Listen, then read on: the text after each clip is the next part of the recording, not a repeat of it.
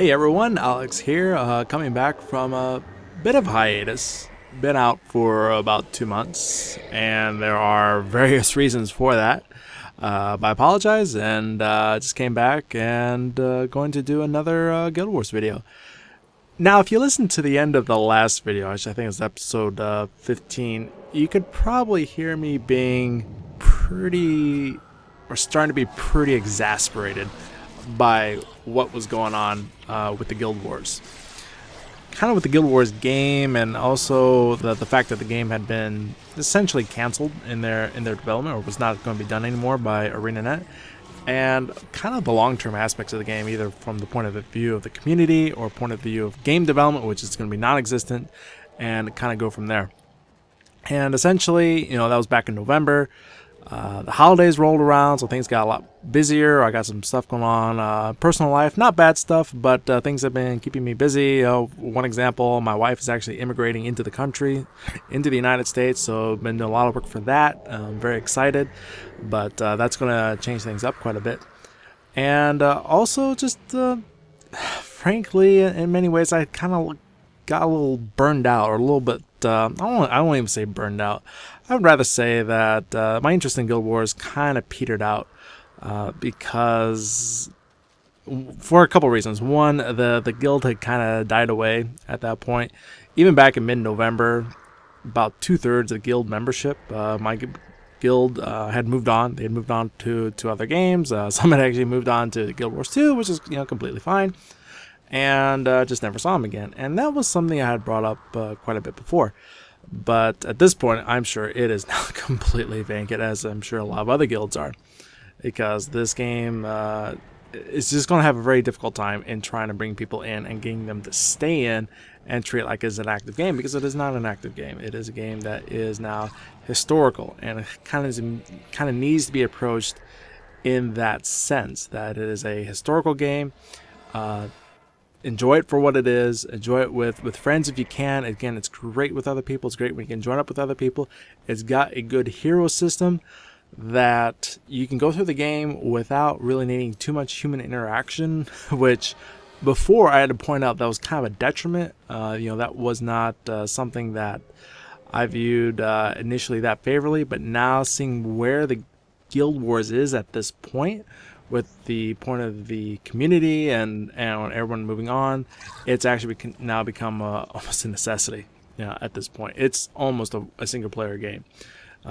Outside of whoever friends that you can join up with, again, more the better.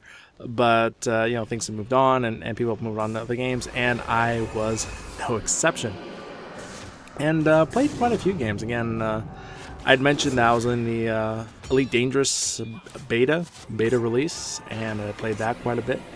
And then I started playing some other games as well, and also got into video game collecting, actually. I actually have a lot of older systems going all the way back to the Nintendo Entertainment System, and started to collect games for it. So I got games from the NES, I got games from Super NES. I have a lot of systems. I blew a lot of money on video games, way more than I should have when I was a kid. And now that I am of greater means in my employment situation, I blow even more money.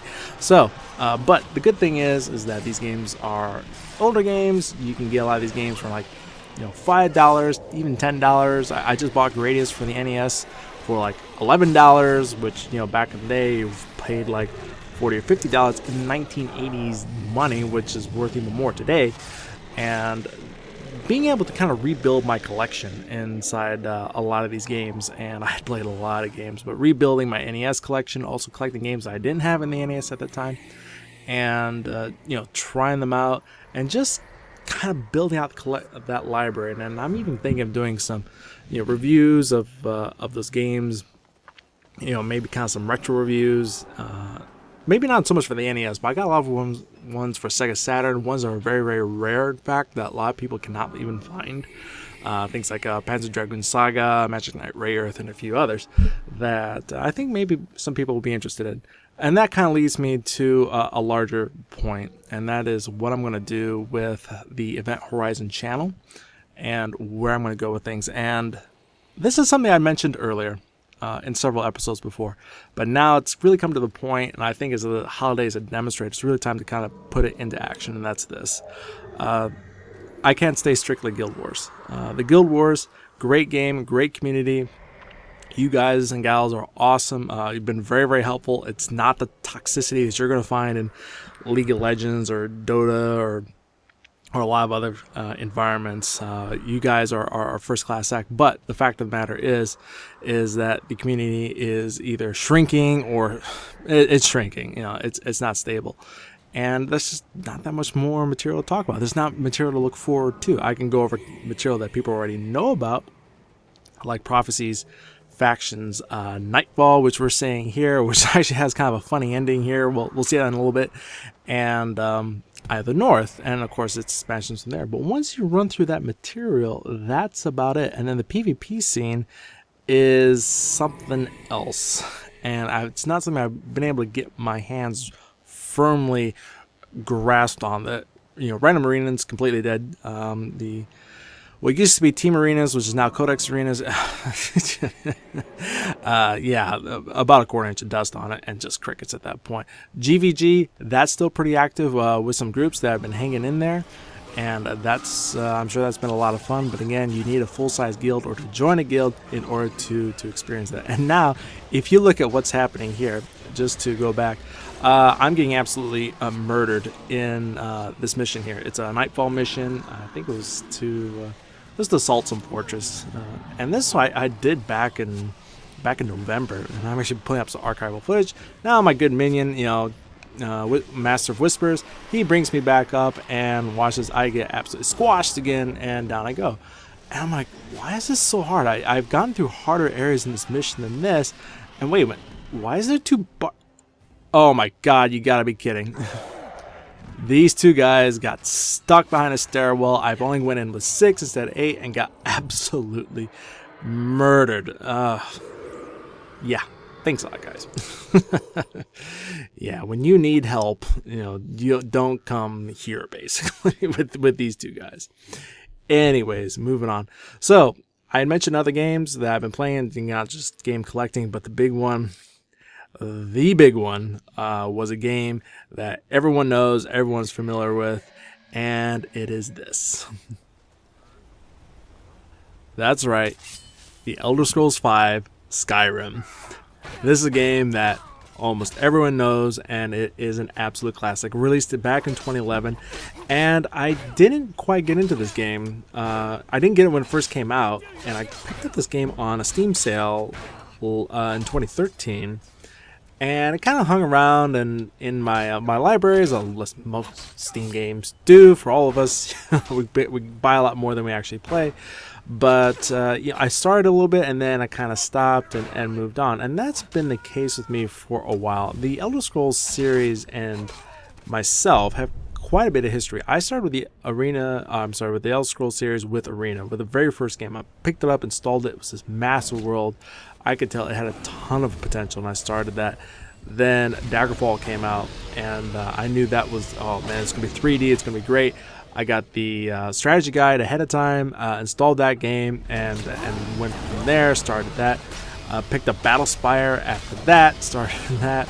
Skipped over Morrowind, and then got Oblivion for the PS3, started that, and then got Skyrim and started that on a Steam sale.